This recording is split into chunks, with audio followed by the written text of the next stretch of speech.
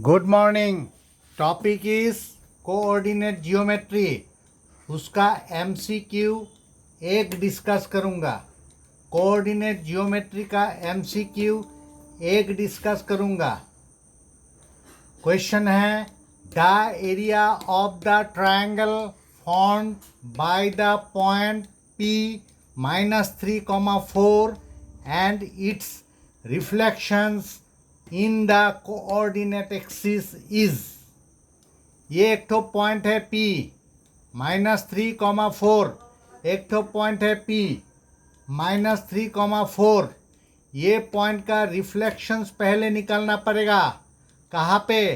Coordinate axis पे। मतलब ये पॉइंट का रिफ्लेक्शन पहले एक्स एक्सिस में निकालना पड़ेगा।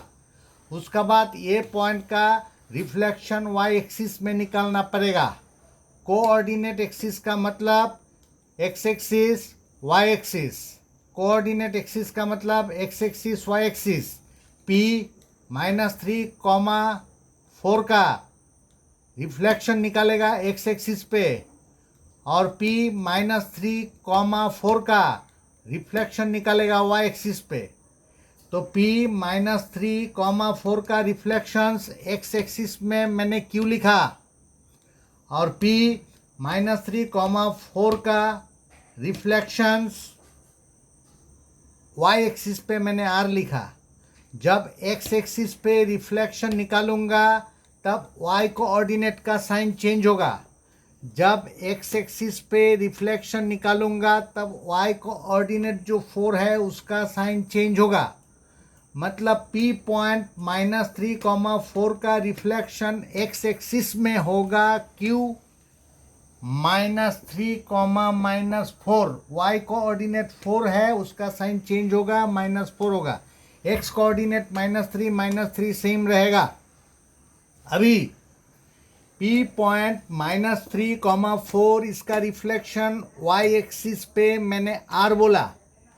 P -3, 4 इसका रिफ्लेक्शंस वाई एक्सिस में मैंने R बोला। जब वाई एक्सिस में रिफ्लेक्शन का बारे में बोलूँगा तब एक्स कोऑर्डिनेट का साइन चेंज होगा, वाई कोऑर्डिनेट सेम रहेगा। जब वाई एक्सिस में रिफ्लेक्शन का बारे में बोलूँगा तब एक्स कोऑर्डिनेट का साइन चेंज होगा, वाई कोऑर्डिनेट सेम रहेगा। वाई एक्सिस में रिफ्लेक्शन होगा तो एक्स कोऑर्डिनेट -3 हो जाएगा 3 और वाई कोऑर्डिनेट -4 हो जाए 4 सेम रहेगा। तो अभी ये जो P पॉइंट है -3 और 4 और Q पॉइंट है -3 और -4, ये P पॉइंट Q पॉइंट में X coordinate -3, X coordinate -3 same है। X coordinate -3, X coordinate -3 same है। वाई कोऑर्डिनेट 4 और -4 अलग है।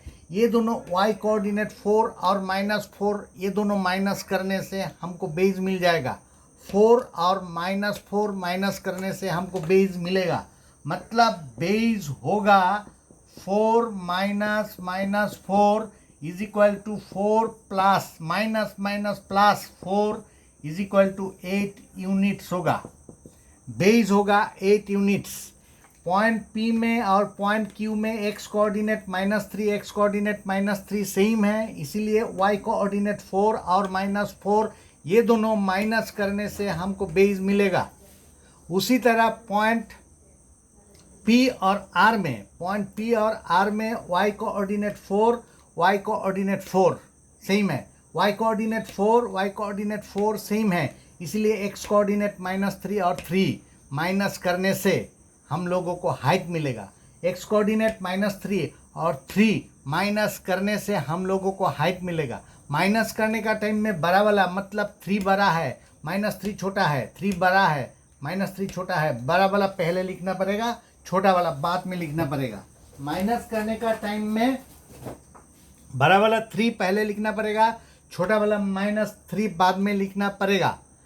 तो P पॉइंट R पॉइंट का y कोऑर्डिनेट 4 है, y कोऑर्डिनेट 4 है, सेम है, इसलिए x कोऑर्डिनेट -3 और 3 ये दोनों माइनस करने से हमको हाइट मिलेगा।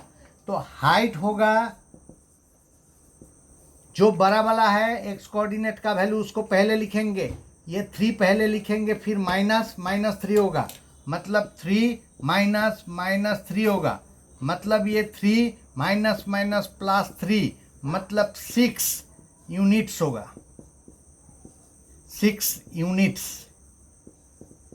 अभी ट्रायंगल का एरिया होता है half into base into height, half into base, B for base into H for height, half into base into height होता है ट्रायंगल का एरिया। तो इधर हाफ का इधर हाफ लिखूंगा, बेस है 8 लिखा 8 और हाइट है 6 लिखा 6। 2 से 8 को कैंसिल, 2 4 जा 8, अभी 6 4 जा 24 स्क्वायर यूनिट्स। मतलब ये जो क्वेश्चन है, पॉइंट पी है -3 और 4, इसका 2 रिफ्लेक्शंस होगा, एक रिफ्लेक्शन होगा एक्स एक्सिस में, दूसरा रिफ्लेक्शन होगा वाई एक्सिस में, मतलब कुल मिला के 3 point, point P, point Q और पॉइंट क्या आर, और ये तीनों पॉइंट से एक तो ट्रायंगल मिलेगा और वो ट्रायंगल का एरिया होगा 24 स्क्वायर यूनिट्स। Thank you.